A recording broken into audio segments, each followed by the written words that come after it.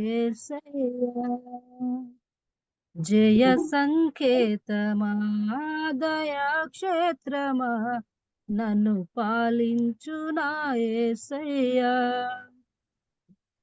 అపురూపము నీ ప్రతి తలపు అలరించిన ఆత్మీయ గెలుపు నడిపించే నీ ప్రేమ పిలుపు నడిపించే నీ ప్రేమ పిలుపు జయ సంకేతమా దయాక్షేత్రమా నన్ను పాలించు నా యేసయ్యా. నీ ప్రేమ నాలో ఉదయించగా నా కొరకు సర్వము సమకూర్చనే. నీ ప్రేమ నాలో ఉదయించగా నా కొరకు సర్వము సమకూర్చనే. నన్నెలా ప్రేమించ మనసాయను నీ మనసెంతో మహోన్నతము. కొంతైన నీ రుణము తీర్చేదెలా, నీవు లేక క్షణమైన బ్రతికేదెలా. విరిగి నలిగిన మనసుతో నిన్నే సేవించేదా నా యజమానుడా, సేవించేదా నా యజమానుడా. జయ సంకేతమా దయా క్షేత్రమా నన్ను పాలించు నా యేసయ్యా. నిలిచెను నా మదిలో నీ వాక్యమే, నాలో రూపించే నీ రూపమే. దీపము నాలో వెలిగించగా నా ఆత్మ దీపము వెలిగించగా. నిలిచెను నా మదిలో నీ వాక్యమే, నాలో రూపించే నీ రూపమే. దీపము నాలో వెలిగించగా నా ఆత్మ దీపము వెలిగించగా. రగిలించే నాలో స్తుతి జ్వాలలు, భజించి నిన్నే కీర్తింతును.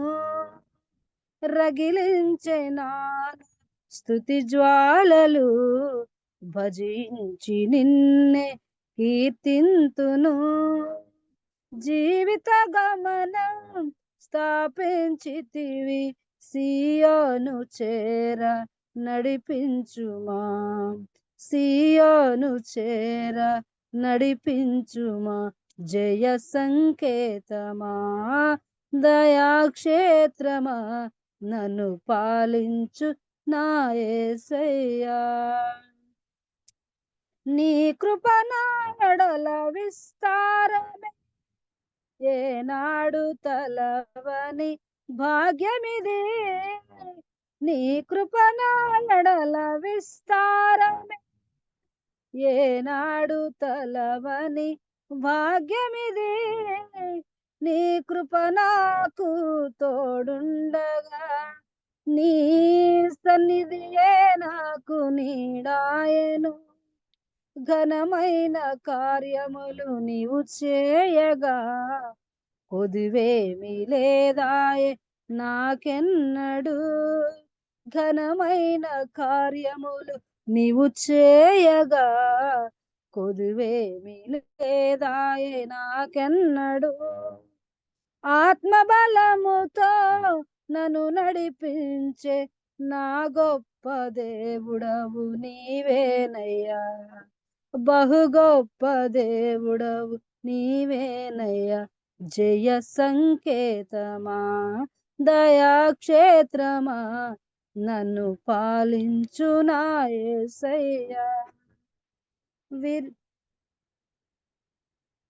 జయ సంకేతమా అపురూపము నీ ప్రతి తలపు అలరించిన ఆత్మీయ గెలుపు నడిపించే నీ ప్రేమ పిలుపు నడిపించే నీ ప్రేమ పిలుపు. జయ సంకేతమా, దయాక్షేత్రమా, నన్ను పాలించు నా యేసయ్యా. హల్లెలూయా. అమృతక్క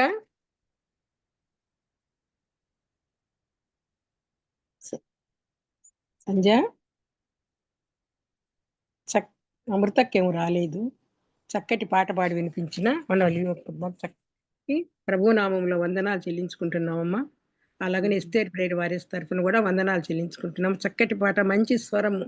మొన్న కూడా వర్తమానం అందించేటప్పుడు మధ్య మధ్యలో చక్కగా పాటలు పాడి, ఎంత పనున్న బిడ్డను చూస్తే ఆశ్చర్యం. అందరికి ఒక నేర్పించింది ఒక మార్గాన్ని. తల్లి బిడ్డకి తన పాలిస్తూ వాక్య పరిచర్య చేసిన బిడ్డ. ఆ బిడ్డని మనం దేవుడు బిడ్డ ఇంకా ఎక్కువగా బ్లెస్ చేయాలని కోరుకుంటూ, చక్కటి అర్థం చెప్పాలంటే కూడా మనకైతే అర్థం. నీ సొంత పాట అమ్మా ఒలివా ఇది? కాదక్క, హోసన్నక్క. Hosanna ministry. Very good. Hosanna. చాలా బాగా అర్థయుక్తంగా ఉంది. దేవునికే మహిమ. నా ఎడలు విస్తరిస్తే నేను ఏనాడు తలవని భాగ్యమే నీ సన్నిధి అని ప్రతి దాంట్లో అర్థయుక్తమైన పాట. ఘనమైన కార్యాలు హృదయమేమీ లేదయ్యా. అమృతకు వచ్చారక చక్కటి పాట.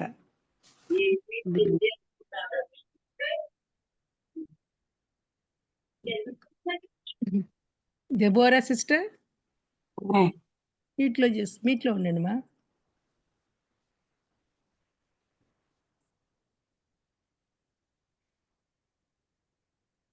ఇప్పుడు మనం ఏమో ఎవరు రాలేదు. సారా అక్క లైన్ లో ఉన్నారు. ఉన్నారా? కెజెక్ వస్తారులే. పాట పాడేశారు సారా. చక్కటి పాట, అర్థయుక్తమైన పాట పాడి ఆ దేవాదేవుని గణపరిచి మహిమపరిచినారు ఒలివ పద్మ గారు. మంచి స్వరం. కెజెక్క అమ్మా, సామాన్యతో మాట్లాడుతున్నాను. ఫోన్ వచ్చింటే సరే ఆఫ్ చేశాను. అమృత రాలేదా? వచ్చింది కదా, ఉంది అనుకుంటా. ఉన్నారు కనుక ఇందుకో దీనిలోకి రాలేదు. అప్పుడే ప్రేయర్ చేశారు. మంచి చక్కని పాట స్వరంతో ఒలివ పద్మ పాడింది. అందరి తరఫున వందనాలు తెలియజేస్తున్నాము. ఇప్పుడు రాధా గారి నెల్లూరు తను మనకి సాక్ష్యం వినిపిస్తారు. చాలా కాలం కిందట రాధా నెల్లూరులో ఒక ప్రాంతంలో ఉంటున్నారు. ఆ పేరు సిద్ధిపురమో ఏదో. తనే ఇప్పుడు చెప్తారు మనతో. తను ప్రభువుని నమ్ముకున్నారు. 2 కుమార్తెలు తనకు. తన భర్త గారు ఇంకా ప్రభువుని నమ్ముకోలేదు. మరి తన జీవితంలో ఎలాగ ప్రభువుని నమ్ముకున్నారో, ఎలాగ దేవుడు ఆమెకు సహాయం చేశారో తన అనుభవ సాక్ష్యాన్ని చాలా కాలమైంది, చాలా మందికి గుర్తులేదు కనుక అలాగ మధ్య మధ్యలో వాక్యాన్ని కూడా చెప్తూ సాక్ష్యాన్ని మనకు వివరిస్తారు. తనకి కొంత క్యాన్సర్ కూడా వచ్చింది. ఆ విషయంలో కూడా దేవుడు ఎట్లా సాయం చేశారో వీటన్నిటిని అనుభవ సాక్ష్యాన్ని మనతో పంచుకుంటారు సోదరి రాధా. అన్నాలమ్మా. రాధా వచ్చారా? హలో, పేరుందా ఆంటీ? అన్మ్యూట్ అవ్వలేదు. అన్మ్యూట్ చేసుకున్నానా Radha? Radha sister.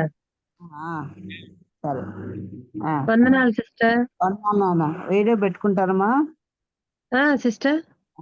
Very good. వేసుకోండి. మొదలు పెట్టండి. స్టార్ట్ చేయమంటారా సిస్టర్? స్టార్ట్ చేయండి.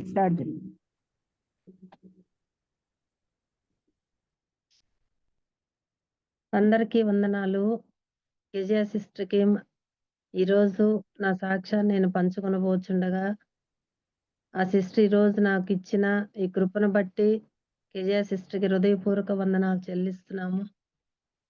అందరికీ లైవ్ లో ఉండే ప్రతి ఒక్కరికి కూడా కృతజ్ఞతలు తెలుపుచున్నాను. చిన్న ప్రార్థన చేసుకుందాము. పరలోకమందున్న మా తండ్రి, పరిశుద్ధాత్ముడైన తండ్రి, నీకే స్తోత్రములు తండ్రి. స్తుతిస్తున్నాము, కృతజ్ఞతాస్తుతులు చెల్లించుకొంచున్నాము. దేవా, ఇదిగో ప్రభువా, ఈరోజు ఇచ్చిన మీ యొక్క కృపను బట్టి నీకే స్తుతులు, నీకే ఘనత, నీకే మహిమ రావాలి ప్రభువా. యేసయ్యా, పరలోకమందున్న మీ యొక్క జ్ఞానాన్ని నాకు బోధించండి ప్రభువా. అయ్యా, నేనే పాటి దానిని తండ్రి ఈ లోకంలో. దేవా, మీరిచ్చిన యొక్క జీవితాన్ని బట్టి నీకే వందనాలు చెల్లిస్తున్నాము. స్తుతులు, స్తోత్రములు చెల్లించుకొంచున్నాము. యేసయ్యా, ఇదిగో ప్రభువా, మీ యొక్క జీవాన్ని నాకు పంపించినందుకు నీకే స్తోత్రములు చెల్లిస్తున్నాము.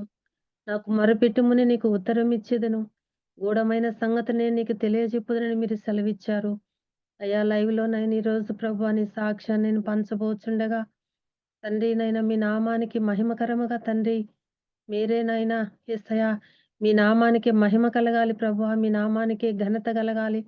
యేసయ్యా, నీకే స్తోత్రములు స్తుతులు చెల్లించుకొనుచు నజరేయుడైన యేసుక్రీస్తు పరిశుద్ధ నామములో స్తుతించి ప్రార్థించి అడిగి వేడుకొంచున్నాము నా పరమ తండ్రి. ఆమేన్. ఆమేన్. మాది నెల్లూరు జిల్లా నందవరం గ్రామం. మాది చాలా నిరుపేద కుటుంబం. మా తల్లిదండ్రులు ఇద్దరు మాది అంటే నాయుళ్ళం మేము. వెంకటయ్య, రవణమ్మ. మా తండ్రి గారి పేరు వెంకటయ్య, తల్లి గారి పేరు రవణమ్మ. అయితే మాదొచ్చేసి అసల చాలా పూర్ ఫ్యామిలీ అన్నమాట అప్పుడు. దేవుణ్ణి అంటే అసలు యేసుప్రభు అంటేనే అక్కడ మా ఊర్లో అసలు తెలీదు ఎవరికీ. నేనేమంటే వాళ్ళు ఒక గుడి దగ్గరికెళ్ళేది, పూజలు చేసుకుంటా వచ్చేవాళ్ళు. నా వయస్సు 15, 16 సంవత్సరములలో అంటే మామూలుగా వాళ్ళు టెంకాయలు కొట్టుకుంటారు గానీ మనకేమీ తెలీదు. కానీ మా నాన్నోళ్ళైతే మమ్మల్ని పూజలు చేయమని ఎప్పుడూ అసలు అడిగేవాళ్ళు కాదు. అయితే నాకు నేనుగానే 10థ్ అయిపోయిన తర్వాత అంటే అందరూ ఫ్యామిలీస్ అందరూ బాగున్నారు. మా ఫ్యామిలీ ఎందుకు ఇలా ఉందని జెప్పేసి గొల్లకుముడి వెంకటేశ్వర స్వామి దగ్గరికి అక్కడికెళ్ళేదాన్ననమాట ప్రతి వారం. అక్కడికెళ్ళి అక్కడ పూజలు చేసుకుంటూ ప్రతి రాత్రి అంటే ప్రతి శనివారం అక్కడికెళ్ళి రాత్రంతా అక్కడ జాగారం చేసి వచ్చేవాళ్ళం అనమాట. కానీ దేవుడనేవాడు అసలెక్కడున్నాడు అని జెప్పేసి నాలో ఒక అంటే ఎందుకు మనతో మాట్లాడడం లేదు? ఎందుకు మనకిలా జరుగుతుంది? అనేది నా యొక్క ఆలోచనగా ఉండేది. సంవత్సరం రోజులు తిరిగానక్కడ. కానీ అసలు రెస్పాన్సిబిలిటీ అనేది లేదు. అప్పుడు ఒక నైట్ స్కూల్ అని రూ. 150 జీతం ఇచ్చేది. స్కూల్ చెప్పేదాన్ననమాట. దానికి ఒక ట్రైనింగ్ జరిగింది. మా ఊరు దగ్గర ఉదయగిరిలో. అక్కడొచ్చేసి ఎళ్ళిన తర్వాత మేము అన్నం తినేదానికని వాళ్ళ ఇంటికెళ్ళామనమాట. ఒక క్రిస్టియన్ వాళ్ళ ఇల్లది. అక్కడికెళ్ళిన తర్వాత తిన్న తర్వాత మంచినీళ్ళ కోసం వాళ్ళ ఇంటికెళ్ళామనమాట. అక్కడ యేసుప్రభు ఫోటో ఒకటి ఉంటే అది అడిగాను నేను వాళ్ళని. అమ్మా ఏంటిది అని అడిగితే వాళ్ళు చెప్పారమ్మా, నమ్మితే గొప్ప కార్యాలు జరుగుతాయి. లేకపోతే లేదు అని వాళ్ళు చెప్పారక్కడ. చెప్పిన తర్వాత అసలు ఏం జేయాలి దీనికోసం అని జెప్పి అడిగితే అక్కని బైబిల్ ఇచ్చిందనమాట. రెడ్‌ది ఒకటి చిన్న బైబిల్ ఇచ్చింది. 1995లో ఇచ్చిందనమాట.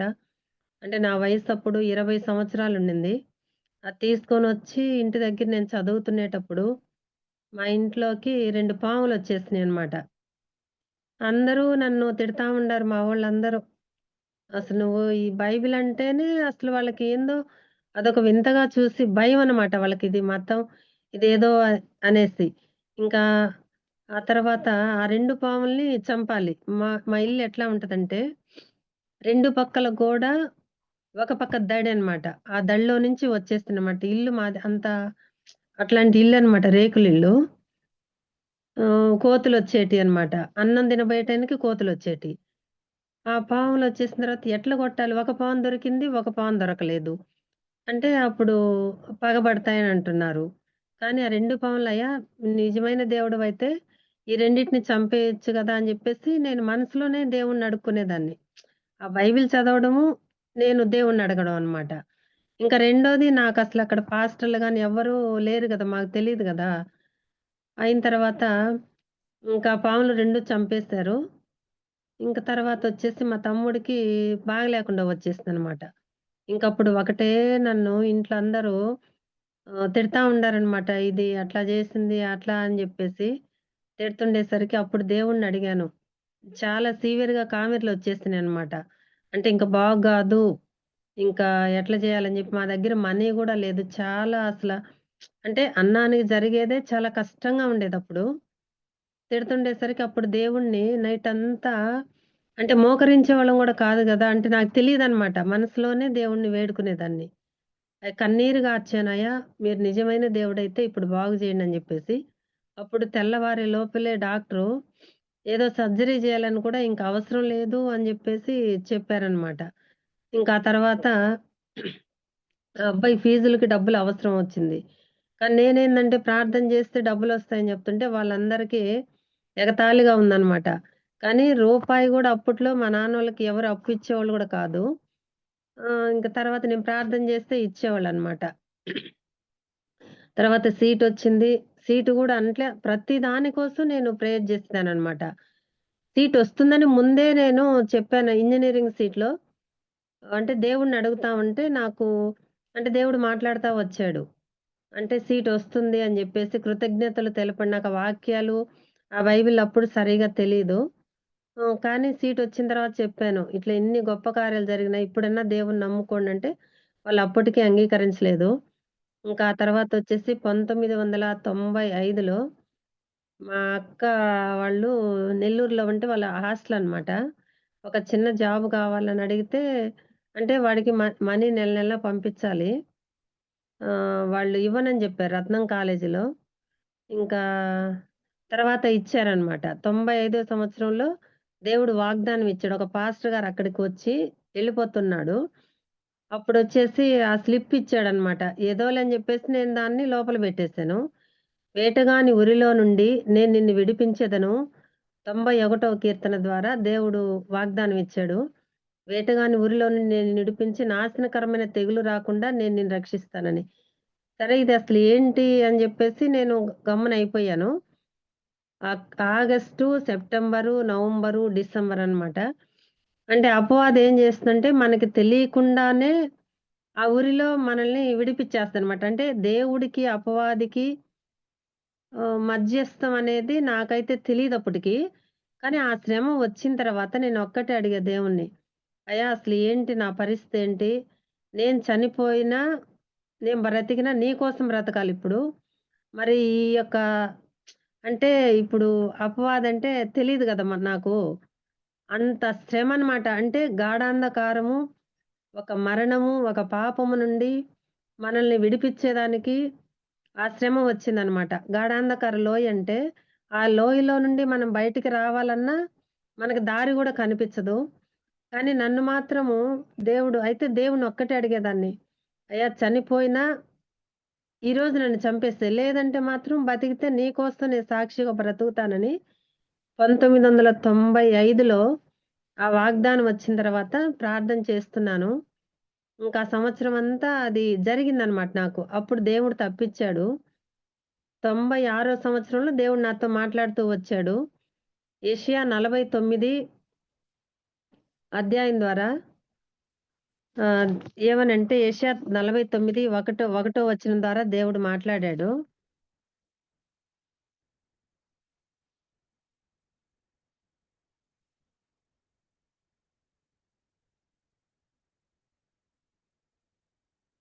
ద్వీపములారా నా మాట వినుడి. దూరమునున్న జనములారా ఆలకించుడి. నేను గర్భమున పుట్టగానే యెహోవా నన్ను పిలిచెను. తల్లి నన్ను ఒడిలో పెట్టుకొనిది మొదలుకొని ఆయన నా నామము జ్ఞాపకము చేసుకొనెను. నా నోరు వాడిగల ఖడ్గముగా ఆయన చేసియున్నాడు. తన చేతి నీడలో నన్ను దాచియున్నాడు. నన్ను మెరుగుపెట్టిన అంబుగా చేసి తన అంబుల పొదిలో మూసిపెట్టియున్నాడు. ఇశ్రాయేలు నీవు నా సేవకుడు. అంటే ఈ వాక్యం ద్వారా దేవుడు అంటే నేను ప్రతిరోజు ఇంక దేవుడిని అడుగుతూ ఉండేదాన్ననమాట. అయ్యా! అసలేంటి? నా పరిస్థితి ఏంటి అని అడిగితే, అప్పుడు దేవుడు మాట్లాడాడు. తల్లి గర్భంలో రూపింపబడక మునిపే అంటే ఆయన కాపుదల, ఆయన యొక్క సన్నిధి నాకు తోడుగా వచ్చినందుకు, ఆ శ్రమ నుండి పక్షి ఒక వేటగాని చేతిలోండి తప్పించుకునేటట్లు మనం గూడా అంటే ఈ యొక్క లోకంలో అపవాది నుంచి తప్పించుకోవాలంటే, ఆ ప్రార్థన ద్వారానే నాకు దేవుడు బయలుపరుస్తూ వచ్చాడు. అంటే నేను ఎక్కడికన్నా ఎళ్ళాలన్నా, దొంగతనంగా చర్చికెళ్ళాలన్నా పోయేదాన్ని కాదప్పుడు. ఆహ్, ఇంక బైబిలు నేనొక్కదాన్నేననమాట. ఇంక రెండోదే లేదు నా దగ్గర. అయితే దేవుడు ప్రతి దానికి నాకు కల ద్వారా చూపిచ్చేవాడనమాట. అప్పుడు దేవుడు మాట్లాడుతూ ఆ శ్రమ నుండి తప్పించిన తర్వాత మళ్ళీ వచ్చేసి వివాహం గురించి మళ్ళీ ప్రార్థన జేశాను. 98వ సంవత్సరంలో 97 సంవత్సరంలోనే నేను బాప్తిసం తీసుకున్నా. డిసెంబరు 10వ తారీఖున. అంటే ఎల్ఈఎఫ్ వాళ్ళ చర్చికెళ్ళేదాన్ని నెల్లూరులో.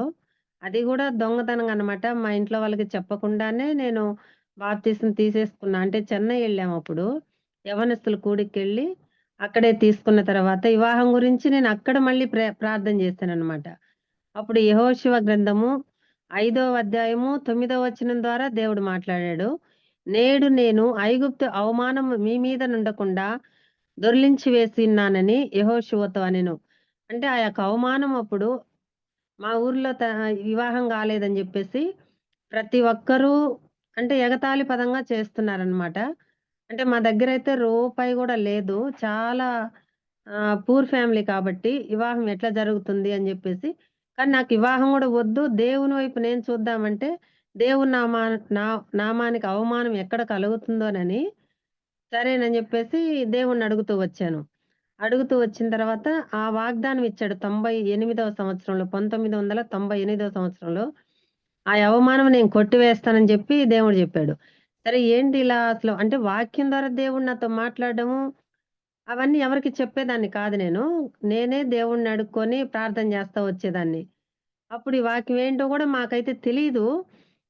కానీ నేనైతే గుర్తుపెట్టుకోను అన్ని డేట్‌లతో సహా రాసి పెట్టుకునేదాన్ని. అట్లా చేస్తా ఆ సంవత్సరం ఆగస్టు 98 ఆగస్టు 1998 ఆగస్టు 12 తారీఖున వివాహం జరిగింది. మా అత్తగారు అంటే అప్పుడు హిందువులేను. ఈళ్ళు గూడా.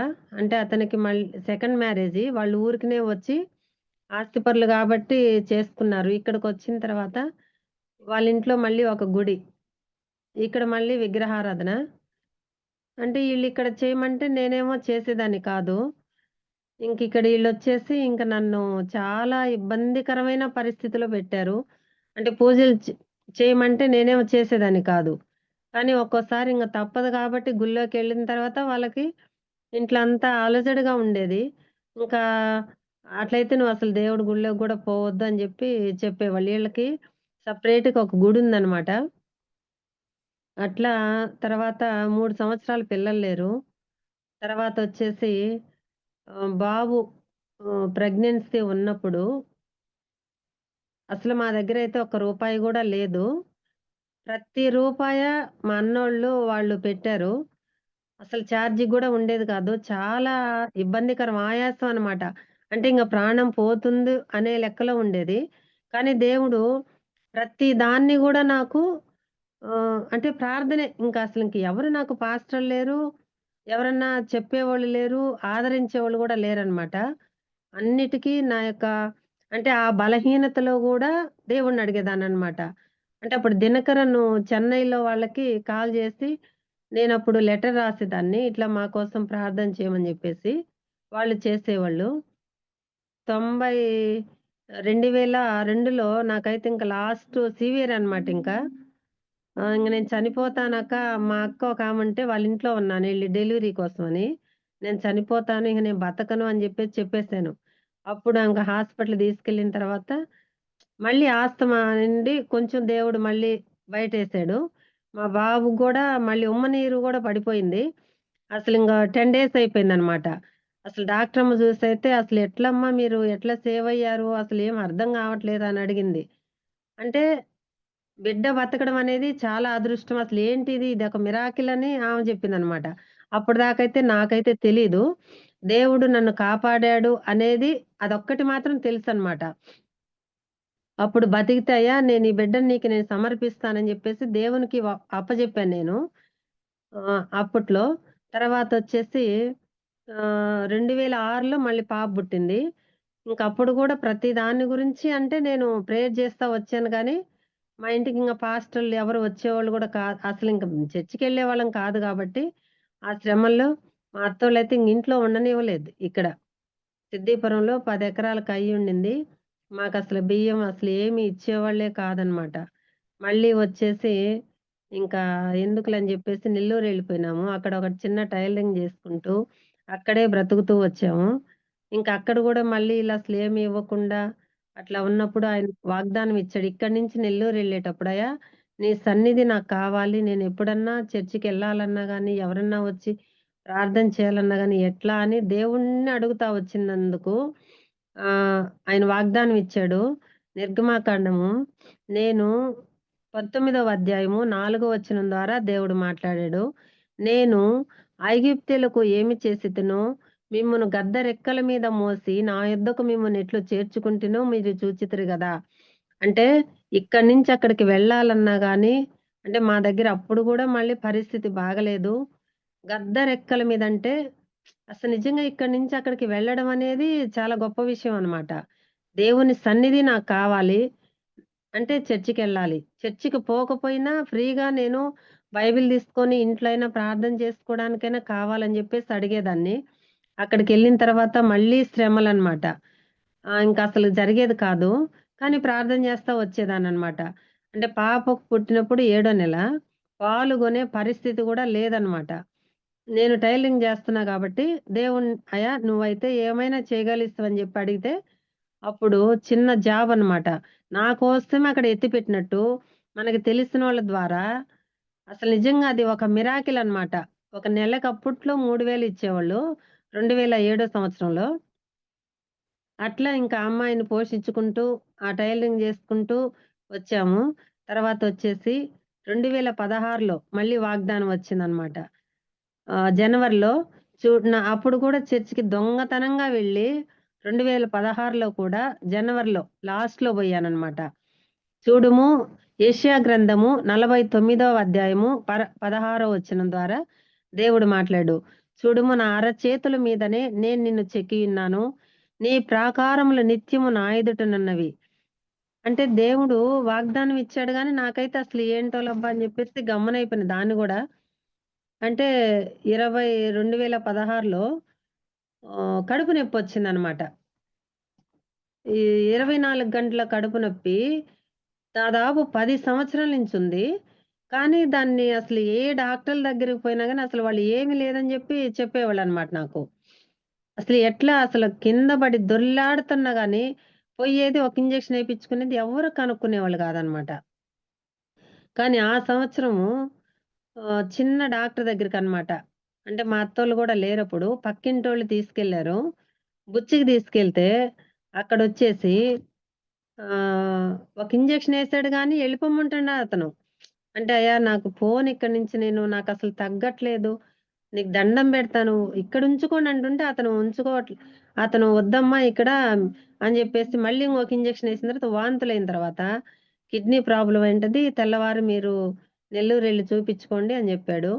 తర్వాత మేము నెల్లూరు పొద్దున్నే లేసి ఆహ్, అసలింకా అంటే ఆ పరిస్థితుల గుండా గూడా దేవుడు నడిపిచ్చాడనమాట.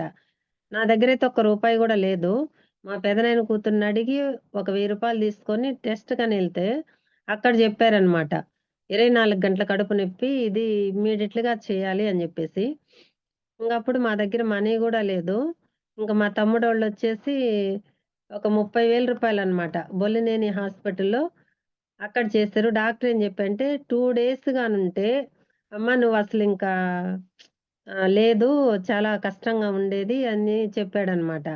అంటే ఆ శ్రమ నుండి గూడా దేవుడు ముందుగానే నాకు మేము హాస్పిటల్‌కెళ్ళినట్టు, ఆటోలో ఎళ్ళినట్టు, బెడ్ మీద పడుకున్నట్టు ఇవన్నీ నాకు దర్శనం ద్వారా చూపిస్తున్నాడు దేవుడు.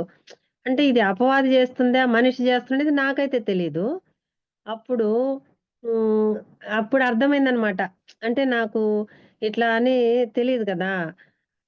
ఇంక దేవుడు ఎంత మేలు అంటే, ఆయన బ్రతికించాడు కాబట్టి నేను బ్రతికుండాను ఇప్పుడైతే. ఆ తర్వాత దాని నుండి తప్పిచ్చాడు. తర్వాత మళ్ళీ వచ్చేసి మే నెలలో 2017లో మే నెలలో చిన్న యాక్సిడెంట్ అన్నమాట. బండిలో నేను ఎక్కాను గానీ, తర్వాత అది ఎట్లా పోయిందో నాకే తెలీదు. 100 అడుగుల దూరం వెళ్ళిపోయి, అసలింకా స్పాట్ డెడ్ అన్నమాట అది. ఇంక చనిపోయుండేదాన్ని నేనైతే. తర్వాత టక్కన లేసేసరికి అందరికి ఎవరికైతే అర్థం కాలేదు అక్కడ చూసినోళ్ళందరికీ. మా పెదనాయన కూతురైతే అసలింకా వణికిపోతూ ఉందనమాట. అంటే శవాన్ని ఎత్తుకొని పోవాల్సొచ్చింది ఇక్కడి నుంచి ఇప్పుడు అని జెప్పేసి. ఇంక అక్కడి నుంచి మేము ఇంటికొచ్చేసి, అప్పుడు బైబిల్ తీశాననమాట. 34వ కీర్తన ద్వారా దేవుడు మాట్లాడాడు. ఏమనంటే ఆయన వాని ఎముకలన్నిటినీ కాపాడును. వాటిలో ఒక్కటైనను ఇరగదు. అంటే ఆ దేవుడు నాతో మాట్లాడిన మాట అంటే బైబిల్‌లో తీసిన ప్రతి మాట గూడా ఎట్లా అనేది గూడా నాకైతే తెలియట్లేదు. ఆయన నా ఎముకలన్నిటిని కాపాడాడంటున్నాడు. అసలు ఎక్కడ ఇది? అంటే ఈ రీజన్ ఏంటి? దీనికి నాకు అసలకి ఏంటి అని జెప్పేసి వాక్యం అంటేనే అసలు అర్థం గాలేదనమాట. దేవుడు అట్లా మాట్లాడేసరికి. ఎముకంటే జారి పడితేనే జస్ట్ అట్లా కాలిరుగుతుంది, చెయ్యిరుగుతుంది. బండి మీద నుంచి 100 అడుగుల దూరం వెళ్ళిపోయిన తర్వాత అసలు దేవుడు దూతల్ని పంపించి నా ప్రాణాన్ని ఆయన కాపాడాడనమాట. లేపోతే అప్పుడే చనిపోయుండేదాన్ని నేను. ఇంకా ఆ శ్రమ నుండి గూడా దేవుడు నన్ను ఎంతగానో అసలు నిజంగా అసలకి కాలంతా వాసేసింది. ఒక రూ. 500 మాత్రలు వాడాను గానీ, ఇంకా అంతకు మించింది అసలు లేనే లేదు. ప్రతి దాని గుండా గూడా నన్ను దేవుడు ఎంత అసలు నిజంగా చెప్పాలంటే ఈరోజు ఆయన యొక్క జీవం నాలో ఉంది గాబట్టి, నేను ఈ భూమి మీద నివసిస్తున్నాను.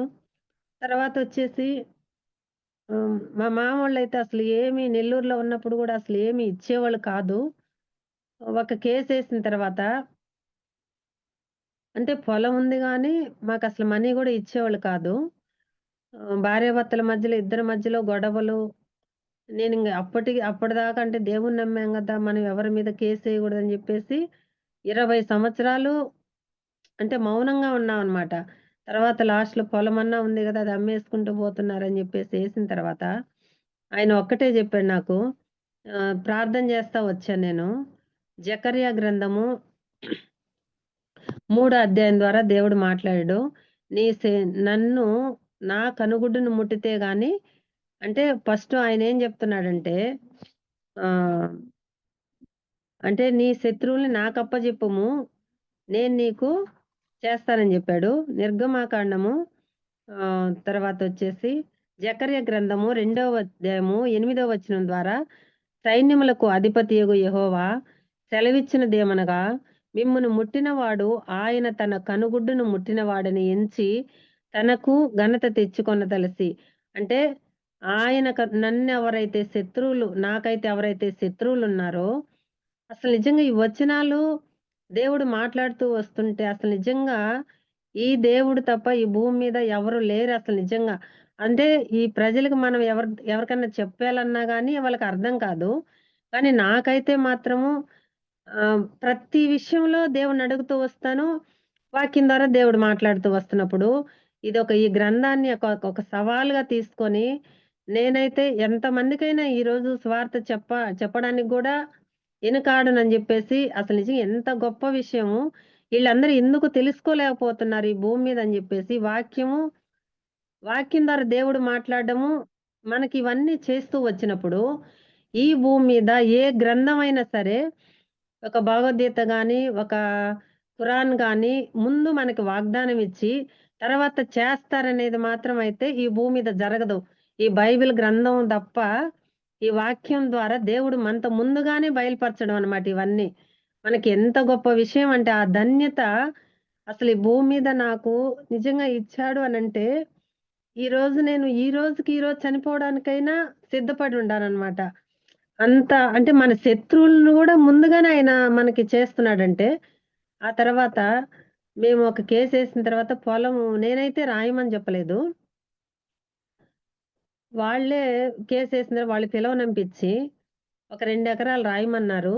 రాసిన తర్వాత అంటే మేము రాయము అని జెప్పేసారనమాట.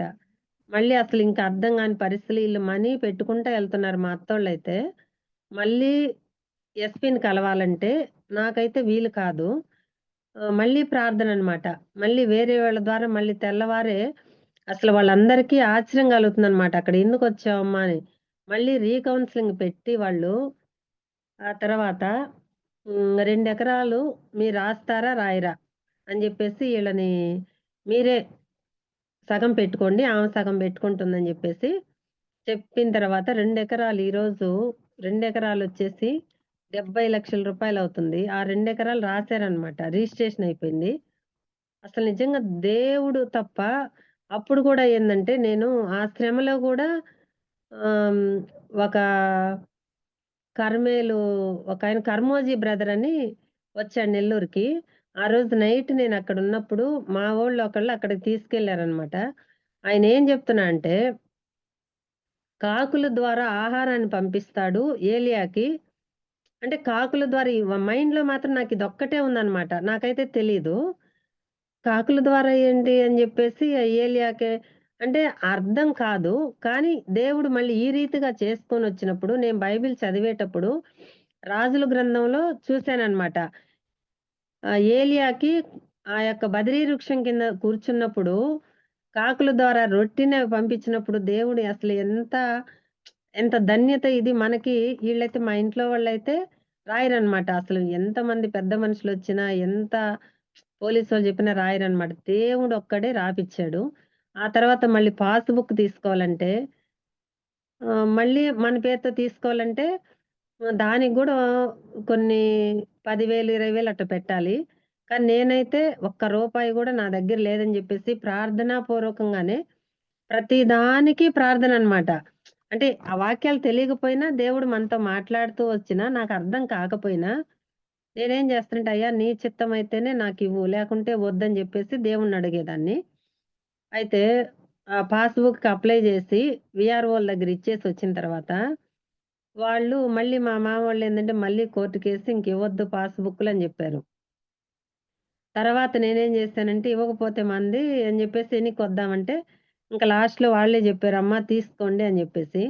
ఒక్క రూపాయి గూడా నేనైతే పెట్టనని జెప్పేసి ముందు ప్రార్థన జేసేదాన్ననమాట. అయ్యా! నీ చిత్తమైతేనే నాకివ్వండి. లేకుంటే వద్దని జెప్పేసి.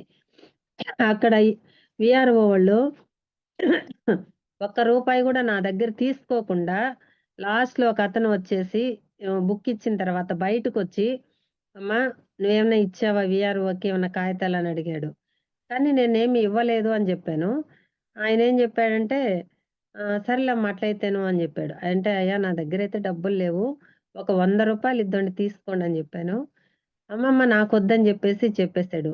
ఈ రోజుల్లో అంటే లంచం తీసుకోకుండా ఎవ్వరు లేరు. కానీ దేవుని యొక్క కృప ఉండబట్టే నాకా పాస్‌బుక్కులు చేతికొచ్చాయి. మళ్ళీ లోన్‌కి అప్లై చేయాలంటే అక్కడ మేనేజర్ గూడా ఆ పాస్‌బుక్ ఎత్తుకెళ్ళి లోన్ దగ్గర అడిగినా గాని, "అమ్మ నీకేమన్నా లోన్‌లుండాయా?" అని అడిగాడు. సార్ ఉండాయంటే, "ఆ స్టేట్‌మెంట్ తీసుకురండి." ఎంత మర్యాదంటే, అంటే మనం వెళ్ళంగానే వాళ్ళ అధికారులని గూడా వాళ్ళకి తెలియకుండానే మనల్ని అంత గౌరవిస్తూ వచ్చారనమాట. అసలు ఏంటి ఇదంతాను? నాకైతే మనకంటే ముందు దేవుడెళ్తున్నాడు అని జెప్పేసి నేనైతే అనుకునేదాన్ని. ప్రతి విషయంలో నేనైతే ప్రార్థన జేసుకుంటా వచ్చాను. తర్వాత 2022లో నేను ఒక బర్నీ కొన్నామనమాట. ఆ బర్నీ కొన్నప్పుడు మా ఊర్లో సిద్దిపురంలో నోట హ్మ్. మాకు అది తప్పిపోయిందనమాట. 15 రోజులు ఇంటికి రాలేదు బర్రె. ఇంక అందరేమంటున్నారు, అసలెంత ఎగతాళిగానంటే, మరి మీ దేవుడున్నాడు గదా! మరి తీసుకొచ్చుకోవచ్చు కదా! అని జెప్పేసి అనంటున్నారు. కానీ నాకైతే మాత్రం అసలు ఏందిదని జెప్పేసి అనుకుంటా ఉండాను. ఎందుకు ఈళ్ళిట్లా మాట్లాడుతున్నారు అని జెప్పేసి. 45,000 పెట్టి గేదెను కొన్నామనమాట. అయ్యా! మరిప్పుడు ఏంటి నా పరిస్థితి ఇక్కడ? ఈ పల్లెటూరు ఇది అని జెప్పేసి మళ్ళీ ప్రార్థన జేశాను. అయితే దేవుడేం మాట్లాడంటే 119వ కీర్తన ద్వారా దేవుడు మాట్లాడాడు. "నీవిచ్చిన వాక్యము మనుష్యులలో నీ భయమును పుట్టించుచున్నది. నీ సేవకునికి దానిని స్థిరపరచుము. నీ న్యాయవిధులు ఉత్తమములు. నాకు భయము పుట్టించుచుని నా అవమానమును కొట్టివేయుము. నీ ఉపదేశములు నాకు అధిక ప్రియములు. నీ నీతిని బట్టి నన్ను బ్రతికింపుము. అయ్యా! మరి ఈళ్ళు ఎందుకు ఇట్లా మాట్లాడుతున్నారు? నీ వాక్యము, నీ యొక్క బైబిల్ గ్రంథం అంటేనే చాలా గొప్పది. మరి నీ చిత్తమైతేనే ఆ గేదెని ఇంటికి తీసుకొనొచ్చేసేయి. లేకపోతే మాత్రం వద్దు. నాకైతే నష్టపోయినా పర్లేదు అని జెప్పేసి దేవుడిని అడుగుతూ వచ్చాను. 18 రోజులనమాట. ఇంక ఎళ్ళిపోయింది. ఇంకెందుకులే అని జెప్పేసి గమ్మునైపోయినారు అందరూ. ఇంక దొరకదు అని జెప్పేసి. ఒకామె వచ్చేసి అది ఎగతాళిగా వాళ్ళ నీ దేవుడికి ఇప్పుడు ప్రార్థన జేసుకోవచ్చు గదా! అని అడిగింది. 3 పూట్ల ఉదయం, మధ్యాహ్నం, సాయంకాలం దేవుని సన్నిధిలో చేరి ప్రార్థన జేస్తూ వచ్చాననమాట నేను. అయ్యా! నీ చిత్తమైతేనే దొరికిచ్చండి అని జెప్పేసి. అప్పుడు మా ఇంట్లో ఆయన వేరే ఊరిలో ఉందని సరే చూసొద్దామని జెప్పేసి ఎళ్తున్నాడు. అప్పుడు మళ్ళీ ప్రార్థన జేస్తే సమూయేలు గ్రంథము, రెండో సమూయేలు గ్రంథము 9వ అధ్యాయము 9వ వచనము, 10వ వచనం అన్నమాట. అప్పుడు రాజు సౌలు సేవకుడైన సీబాను పిలువనంపించి, సౌలునకు అతని కుటుంబమునకును కలిగిన సొత్తంతటిని నీ యజమాని కుమారునికి నేను ఇప్పించిన్నాను. అంటే ఆ వాక్యం ద్వారా దేవుడు మాట్లాడిన తర్వాత, అప్పుడు నేను రత్మా బ్రదరు నెల్లూరుపాళెం ఉంది. అక్కడ ఆ బ్రదర్ దగ్గర అంటే వాళ్ళు ఉండబట్టే నిజంగా చాలా హెల్ప్ చేసేవాళ్ళు. ప్రతి చిన్న విషయానికి గూడా నేను బ్రదర్‌కే ఫోను జేసి అడుగుతాననమాట. బ్రదర్ ఇట్లా ఉంది ఏందంటే, "అక్క మన బర్రె మాత్రం వస్తుంది" అనని జెప్పారు. ఇంక తర్వాత ఈళ్ళెళ్ళిన తర్వాత ఆహ్, అంటే ఆ గేదె ఎక్కడుంటదో అక్కడ బండి ఆగిపోవాలని నేను ప్రేయర్ జేస్తున్నాననమాట. అంటే ఆ స్థలంలో. అప్పుడు అక్కడికెళ్ళిన తర్వాత ఈ బండి ఆగిపోయింది. మా ఇంట్లో ఆయనది స్కూటర్ అనమాట.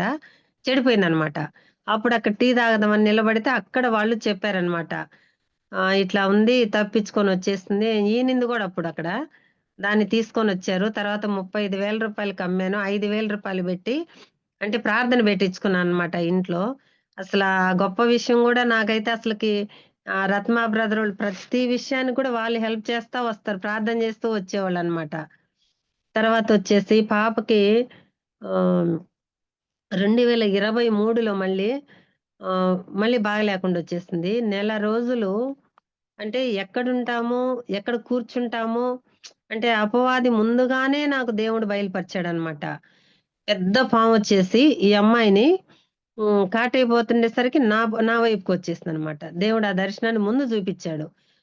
ఇంకా అసలేంటి ఇలా వచ్చిందని జెప్పేసి అనుకుంటుండే లోపలనే 2023 9వ తారీఖు నుంచి దాదాపు నెల రోజులు అసలు మేము అంటే ఆ అమ్మాయికి గ్యాస్ట్రిక్ అనే తెలీదు. గుండెల్లో నొప్పని తెలీదు. హాస్పిటల్‌కెళ్తూ ఉన్నాము. అంటే మధ్యాహ్నంటప్పుడు, ఉదయంటప్పుడు పడిపోతూ ఉండేదనమాట. ఇంక అర్థం గాక ఇంకా అసల నేనైతే తొందరపాటేమి లేకుండానే, భయం లేకుండానే "అయ్యా! నువ్విచ్చావు గదా! ఈ బిడ్డని" అని జెప్పేసి నేను అనుకుంటా వచ్చేదాన్ని. ఆహ్, దేవునికి అప్పజెప్పేసేదాన్ని. మా ఇంట్లో ఆయనకైతే చాలా భయమేసేదనమాట. అంటే మేము ఎక్కడ నైట్ 1 గాదు, 2 గంటలు గాదు. ఆ టైంలో గూడా హాస్పిటల్‌కెళ్ళొచ్చేవాళ్ళమనమాట. ఎందుకిట్లా జరుగుతుందని జెప్పేసి, ఇంకా మేము రత్మా బ్రదర్‌కి ఫోను జేస్తే, "అక్క ఇక్కడకు రండి చూద్దాము" అని జెప్తే 3 డేస్ వాళ్ళైతే అసలు మమ్మల్ని ఎంత ఆదరించారో, ఎంత హెల్ప్ చేశారో మాకైతే తెలీదు. ఉపవాసం ఉండి, ఆ అమ్మాయి కోసం ప్రార్థన జేస్తే స్వస్థత జరిగింది. దాన్ని గూడా అసలు నేనైతే ఎప్పటికి మర్చిపోలేమనమాట. మా ఇంట్లో వాళ్ళు గూడా ఇంకా దాన్ని చూసి కూడా ఎవరు నమ్మలా దేవుడిని ఇప్పటికి గూడా. సరేలే అని జెప్పేసి ఇంక గమ్మునయిపోయి ప్రార్థనలు చేస్తున్నా నేనంతే. మా అబ్బాయి కోసము, పాప కోసము, నా భర్త కోసము నేనైతే ఎవ్రీ డే ప్రేయర్ జేస్తున్నా. అంటే రక్షణ కావాలి వాళ్ళకని జెప్పేసి. దేవుని గురించి తెలుసుకోవాలి. స్వస్థత జరిగిందని తెలుసు గానీ, కానీ లోకం వైపు చూసి లోకం ఏమన్నా అంటుదేమోనని వారికి భయమనమాట. దాన్ని గురించి వాళ్ళు ఆలోచిస్తూ పక్కన బెట్టేస్తున్నారు దేవుడిని. తర్వాత 2023 నవంబరు, డిసెంబర్‌లో నాకు క్యాన్సర్ అనేది బయటపడింది. అంటే ఒక డాక్టర్ దగ్గరికంటే నా కోసమే వచ్చినట్టున్నారు క్రిస్టియన్స్ వాళ్ళు. డాక్టర్ విజయలక్ష్మి, గిడియోన్ సార్ అని వాళ్ళు మా ఇంటికి దగ్గరలో వచ్చారు నెల్లూరులో. అయినా ఒకసారి మేడం ఇక్కడ ఒకసారి చూడండంటే నేను హాస్పిటల్‌కైతే ఎళ్ళలేదు. ఇంకా మేడం దగ్గరికెళ్తే ఆమె చూసి చెప్పిందనమాట. ముందు మెమోగ్రామ్ తీపిచ్చు అని జెప్పేసి. మెమోగ్రామ్ చూపిచ్చిన తర్వాత వాళ్ళు వెంటనే అమ్మ మాకు అనుమానంగా ఉంది. కొంచెం టెస్ట్ చేయాలని జెప్పారు. కానీ నేనేమంటే అప్పుడే చేయండంటే నీకేమన్నా బుద్ధుందా లేదా అసలకి ఎవరిని తోడు తీసుకొచ్చుకోకుంటే ఆల్రెడీ నేను 15 రోజుల ముందుగానే ప్రేయర్‌లో పెట్టాననమాట. అయ్యా! ఏదొచ్చినా నీ శక్తి, నీ బలం నాకు కావాలి అని జెప్పేసి ప్రార్థనాపూర్వకంగా నువ్వెప్పుడు ఎళ్ళమంటే అప్పుడు హాస్పిటల్‌కెళ్తాను అని జెప్పేసి నేను గమ్మునయిపోయేసి ఆయన ఏ రోజు సెలవిస్తే ఆ రోజు ఎళ్దామని నేనొక్కదాన్నే ఎళ్ళిపోయాననమాట క్యాన్సర్ హాస్పిటల్‌కి. వాళ్ళు చెప్పిన తర్వాత తెల్లవారి హాస్పిటల్‌లో టెస్ట్ చేసిన తర్వాత అనుమానంగా ఉందని జెప్పొచ్చింది టెస్టు. మళ్ళీ జేశారు. మళ్ళీ చిన్న సర్జరీ జేసి ఇంకా ఆ అమ్మాయి ఆ నర్సొచ్చేసి అవి ఆ గడ్డల్ని మేము బయాప్సీ పంపించాలా అని జెప్పింది. కానీ అమ్మ అప్పుడే తెలుస్తుంది గదంటే, తెలీదమ్మా అనింది. కానీ వాటిని చూడంగానే నాకర్థమైందనమాట. దీనికంతటికి నేను ప్రిపేర్ గావాలా అని జెప్పేసి. కనీసం కన్నీరైతే నేనైతే కార్చలేదు. ఎందుకంటే దేవుడు ఇన్ని మేళ్ళు చేసుకుంటా వచ్చినప్పుడు, నాకిది ఇచ్చినా గాని ఓకే. దీన్ని గూడా నేను రిసీవ్ జేసుకోవాల్సిందని జెప్పేసి, కన్నీరైతే అసలు నా కంట్లోంచి ఒక్క కన్నీటి బొట్టు గూడా రాలే. అంత పెద్ద జబ్బొచ్చినా. ఇంకా ఆ తర్వాతొచ్చేసి మాకు మనీ ప్రాబ్లమ్ గూడా ఉండేది. అప్పులే ఉండే ఒక 3,00,000 దాకా. ఈటి నుంచి ఎట్లా బయటపడాలి అని జెప్పేసి, ఇంక ఈ జబ్బుకైతే ఇంక నీకు ట్రీట్‌మెంట్ అంతా ఖర్చు చాలా అవుతుంది. ఒక 5,00,000 దాకా అవుతుంది. మనకు ఫ్రీగా జేసినా గాని మన ఫుడ్ ఖర్చయితేనేమి అంతా అవుతుంది. అయినా గాని నేనొక్కటే అడిగా దేవుడిని. రూ. 40,000 టెస్ట్‌లకయింది మళ్ళీ చెన్నై ఎళ్ళిన తర్వాత. అక్కడ 8 కీమోలు వాళ్ళు తీసుకోమని జెప్పారు. కీమోలు తీసుకున్న తర్వాత సర్జరీకొచ్చి 1,70,000 అవుతుందని జెప్పారు మాకు. కానీ ఈ 1,70,000 ప్లస్ మాకు ఫుడ్ ఖర్చు ఇదంతటిని భరించాలంటే నేనేం పని చేయలేను. ఇంక మా ఇంట్లో పరిస్థితి ఆర్థిక స్తోమత లేదు కాబట్టి, కానీ దేవుడినొక్కటే అడిగాను. అయ్యా! నీ చిత్తమైతే నన్ను స్వస్థపరచు.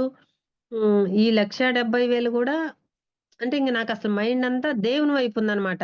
పరలోకము నుండి ఆయన తప్ప ఇంకెవరు ఇవ్వరు ఈ భూమి మీదకని జెప్పేసి, ఇంకా ప్రార్థన జేస్తూ వచ్చాను. మా ఫ్రెండ్‌ని ఒక అమ్మాయిని అడిగాననమాట. ఒక 50,000 వడ్డీ లేకుండా ఇస్తే మళ్ళీ ఇస్తానంటే, ఆ అమ్మాయి ఏందంటే అకౌంట్ నంబర్ బెట్టు నేనిస్తానని జెప్పింది. ఇంగ డాక్టర్ దగ్గరికెళ్ళిస్తే 8 నెలలు అవసరం లేదమ్మా ఇప్పుడు. కీమోలు తీసుకున్న తర్వాత సర్జరీ అనేసరికి, ఆ అమ్మాయికి చెప్పేసి నేను గమ్మునయిపోయాననమాట ఇంకా. తర్వాత ఇద్దువులని జెప్పేసి. ఈ యొక్క ప్రార్థన చేస్తా వచ్చిన తర్వాత రెండో కీమోకి, మూడో కీమోకంతాను మా క్లాస్‌మేట్స్ 10థ్ క్లాస్ అంటే దాదాపు 35 సంవత్సరాల నాడు అందరం ఎక్కడోళ్ళు అక్కడ విడిపోయినాము. ఎవరికి ఎవరు తెలీదు. కానీ ఫోను కాంటాక్ట్ మాత్రం వాళ్ళకుంది. అమ్మాయిలకి ఒక మేమందరం నలుగురమైతే, ఇద్దరు టీచర్సు, ఒక అమ్మాయయితే బిజినెస్ అనమాట. వాళ్ళ వరకే తెలుసు కాబట్టి వాళ్ళు మాట్లాడుకొని, నేను ఎప్పుడైతే ప్రార్థన జేశానో ఆహ్, మేము 1,70,000 మేము పెట్టుకుంటామని అబ్బాయిలందరిని అడిగి ఆ సర్జరీకయ్యే ఖర్చంతా మేం పెట్టుకుంటామని వాళ్ళు ముందుకొచ్చారు. అసలు దేవుడు ఒక్కడు తప్ప ఈ లోకంలో ఇంకెవరు హెల్ప్ చేయరనమాట. అంటే ఆయన వాళ్ళందరూ హిందువులనమాట మళ్ళీ. ఒక్కరు గూడా క్రిస్టియన్స్ లేరు. ఒక్కొక్కరు 10,000, 50,000 అంటే 1,70,000 ఒక 10 మెంబర్స్ వాళ్ళు జమ జేసి, దాదాపు 2,00,000 దాకా నాకు అకౌంట్‌లో పడిపోయిందనమాట. సర్జరీకయ్యే ఖర్చు కంటే గూడా నేను రత్మా బ్రదర్‌కొక్కటే జెప్పాను. బ్రదర్ ఎట్లా అంటే, బ్రదర్ అయితే మాత్రం ఆ ఖర్చు కంటే గూడా ఇంకా ఎక్కువే మనకి అందుతుంది అని జెప్పి చెప్పుకొనొచ్చేవాడనమాట. వాళ్ళైతే సర్జరీటప్పుడు గాని అంతా మా దగ్గరుండి అసలు ఏ పాస్టర్‌లు గూడా చేయరనమాట. అంత సేవలు జేశారు మాకైతే. వాళ్ళకి గూడా మేము కృతజ్ఞతలు తెలుపుచున్నాము. అసలు ఈ రోజుల్లో పాస్టర్‌లంటే డబ్బుండే వాళ్ళని తప్ప, డబ్బు లేనోళ్ళని ఎవరు ప్రేమించరనమాట. అదొక్కటి నేను తెలుసుకొని ఇప్పుడు ఆహ్, నేను చిన్న పాస్టర్‌లంటే నాకెంతో గౌరవంగా, ఎంతో అపురూపం వాళ్ళ ఇంటికొచ్చినా గాని అంత ప్రేమతో చూస్తామనమాట. అంటే పెద్ద పెద్దోళ్ళ దగ్గరికి ఎళ్తా ఉంటారు కొంతమంది. కానీ అదంతా నాకైతే ఇష్టం లేదు. అట్లా చేసుకుంటా దేవుడు హెల్ప్ చేసాడు.